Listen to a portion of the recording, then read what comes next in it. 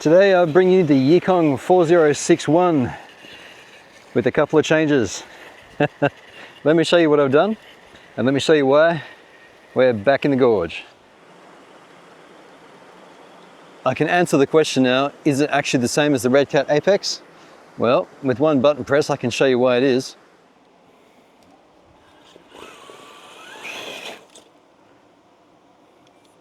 Note the stickers. Logan from West Desert Wheeler came up with this one. It's a CNC milled single piece that replaces the lower overdrive ratio that came in this thing with a dig. So now the YK-4061 and the Redcat Apex both can actually perform like you wanted them out of the box. It comes with this aggressive overdrive already, and then that ratio change is now a dig button with these very high traction tires. But there's something else about this car that I've changed. Let me zoom in on something in particular. There's a Vitavon 150 kilogram servo that replaces the stock 60 kilogram servo. It's running on 4S, so it gets the full 150 kilograms, which is very nice indeed. Let's see if we can find some challenging lines for it, because this, useful as it is, oh geez, there we go, that ain't quite it. Let's head down into it. We're now stuck with this aggressive overdrive ratio, and it's great for crawling, not so great for trailing, not really. Certainly pulls the nose around though, so there's plenty of authority on tap for it.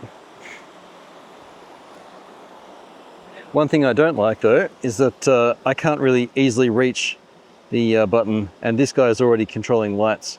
So we might actually swap those around. That actually would have been the smart thing to do. Can't do it today though, because we're already on location. Well, not easily.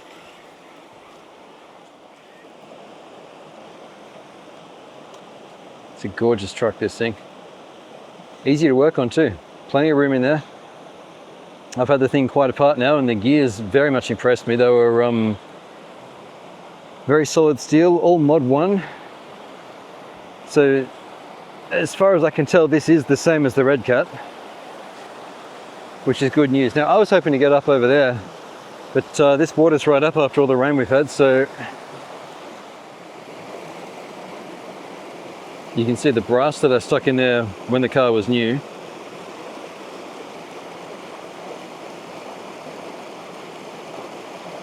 Overdrive is already very helpful.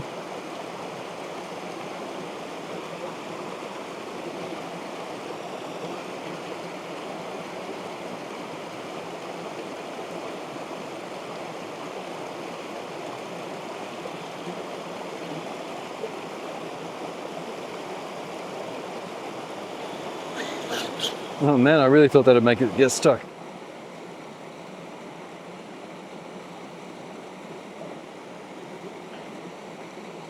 If it didn't have quite as high a overdrive ratio as it does, I would actually have dig engaged here to help keep the truck steady as it descends, because this is a very steep bit of rock and we're right on top of the water here. I've also made it front heavy as it is, so I am being cautious, but it's quite a stable thing. I just want to get the front right down over the hook of that rock. There we go, that'll give us a bit of ballast. At this point I'm hitting dig, because gravity's going to keep us locked. There we go. Sorry, went off screen there, I was just watching my own footing. I used a mail forwarder to get Logan's dig device to Australia, and I paid around 55 American dollars in total for this thing. It's actually a much better deal if you're in the USA. But in Australia, you take what you can get. Now this was pre-war, so things are going to be more expensive again now, I suspect. Another thing that struck me when I was working on this thing was just how tough these axles are. They're very strong steel. What I was hoping to show you was loading the dig. Let's see if we can achieve that here. So what you do is all right, dig's on. Problem is you need front traction. That probably would have done that without dig anyway. It is actually hard to say.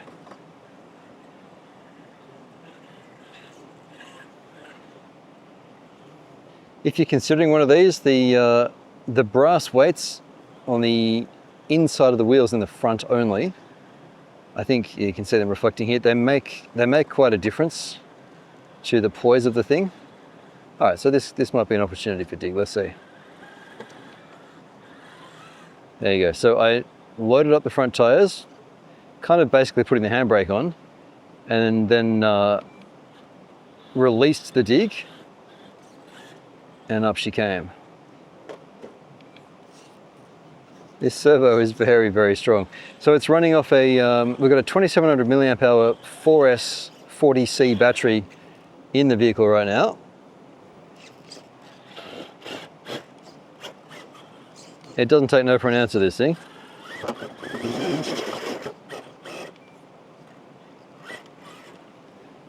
I wasn't too sure about this scale of car when I first saw it, but it really has grown on me hugely. It's quite fun to drive, and because of its mass, there's an inertia to it that it carries that just smaller vehicles do not have. The risk is also higher, especially when you're driving near water like I am, but it's really quite fun. And this overdrive is such that the dig isn't as needed as it would be if the gear ratios were closer in the front and rear. And I didn't test this, but I'm pretty sure when I had that gearbox open, I could have used the 1-to-1 ratio, if that's what it is, I think it is, instead of keeping it always overdriven like this and then have dig. If you were more trail intentioned with this car, that would actually be a reasonable approach to take. The dig itself is actually very simple because it uses the same engagement mechanism that the transmission uses for the overdrive shift. So it was very, very straightforward to install. There we go, that's the line. And we didn't really need dig for that. So it's convenience, but not a straight up necessity for this car. We're gonna have a tumble here. I can just tell, so I'm gonna pick the camera up so I can save the car with a foot if I have to. It's about to hit, the bottom left is gonna hit that really treacherously slippery stuff. Body armor protects it quite well. So from my first review, I said I liked the durability of this thing. That hasn't changed. I'm not really worried about breaking the drivetrain. I'm not really worried about any of that. So check the description. This is not a sponsored video. You can find Logan's little dig on his website. And I'll put a link to where I got this from, which was AliExpress from there. If you're in the USA, the Redcat probably makes more sense. Elsewhere in the world, particularly Australia and Asia, this vehicle makes a lot of sense from Yikong because we pay a lot more for Redcat and a lot less for direct China brands like Yikong. There we go. Oh, beautiful, look at that. Yes. Come on, rock slide. Yeah, boys. Ha ha ha ha, look at that. What a beast. Whoops. If you're considering large scale, you could do a lot worse than this.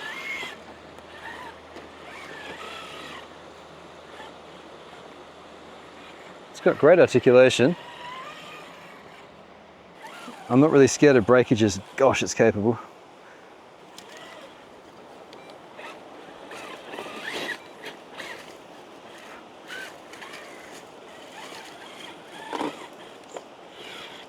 Huh. Doesn't it just pick itself up? And it's nice to have strong steering. Wow. Come on, up you get. Yes, yes. Thought it could do it. I thought it could do it. All right, let's do some more stupidity. I've never climbed on this before, this rock. Gosh, it's perfect. It's so perfect.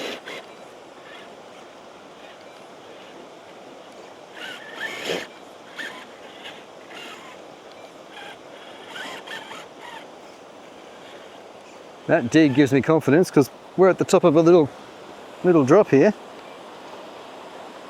It gives me confidence to push it both directions without worrying I'm going to lose it. There we go. Look at that. Ah, it's good. It's good. This thing is a beast of a little car, this. There we go. Now this can be crazy. It can also be fairly controlled. I think controlled is going to be possible. Yeah, it was. Didn't even need dig because that overdrive lets the nose kind of just guide where it wants to go. I still think we should be able to get a bit more steering angle out of that. Let me see. No. It's got better throw that way. I might have to have a fiddle with that. I think it could do with a bit more right pull, right turn, right throw is the word I'm after. Because that left throw is excellent, like excellent. Well, okay, here's another approach. Yep, there we go, pop it up over the top. Well, look at it go. And the rear should just follow, yep, there we go. This is fabulous, this is so fun, it's so fun.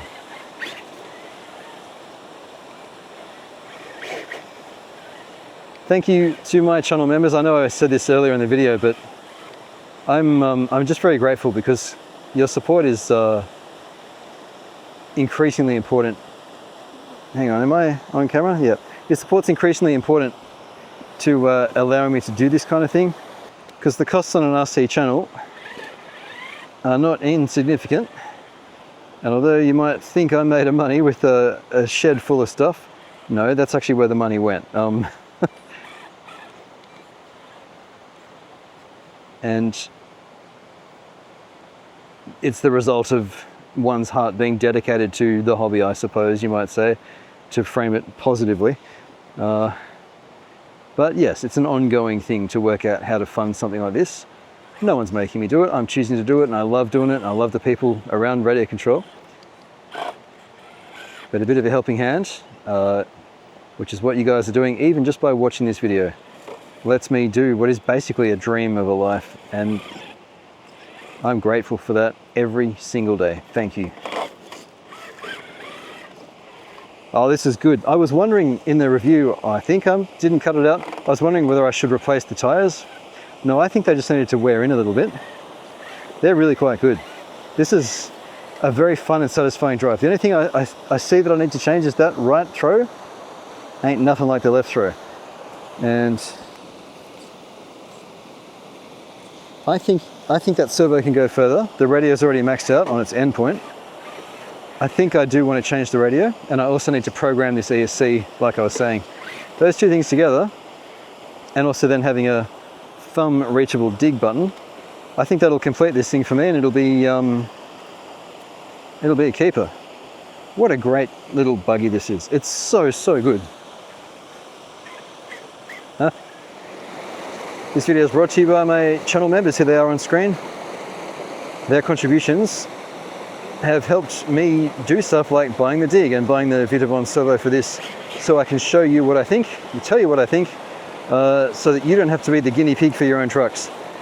And if you want to get in on that action and get your name on screen and see the videos before they're published to everyone else, click the join button below. It's about $4 Australian or $2.50 American. Can't complain about that. And thank you for your support. To everyone else, thank you for watching. I appreciate you choosing RC-TNT, and it's always my pleasure to make these videos for you. So thank you for watching. Throw me a like and I'll catch you next time right here on RC-TNT. I'm going to keep driving until this battery's done. It's too fun down here. Let's see if I can find a way across the water.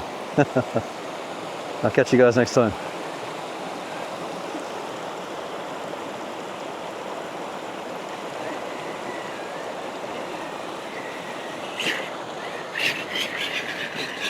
Might have to go back up the hill.